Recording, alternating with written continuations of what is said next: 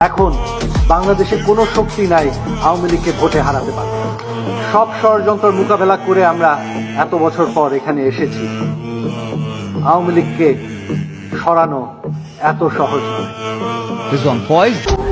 আজ জাতীয় নির্বাচন সহ বাংলাদেশের সেটি ইউনিয়ন পরিষদের নির্বাচন হোক, সেটি পৌরসভার নির্বাচন হোক, সেটি উপজেলা নির্বাচন, যেই নির্বাচন, প্রত্যেকটি নির্বাচনে গত 10-12 বছর যাবৎ বাংলাদেশের কোন ভোটার, কোন মানুষ, সেটি নতুন প্রজন্ম হোক, সেটি পুরনো প্রজন্ম হোক, কেউ ভোট দিতে পারে না।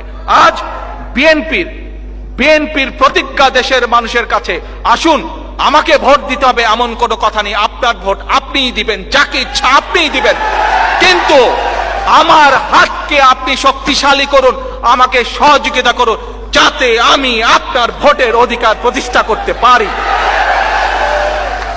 আসুন আজকে আমাদের স্লোগান হোক, ৭৫ সালে যেই অপশক্তি পরাজিত হয়েছিল ষড়যন্ত্রের মাধ্যমে, 1-11-এর মাধ্যমে, সেই অপশক্তি আজ দেশের ক্ষমতা দখল করেছে।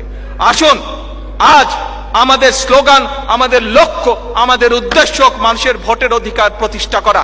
Take back Bangladesh.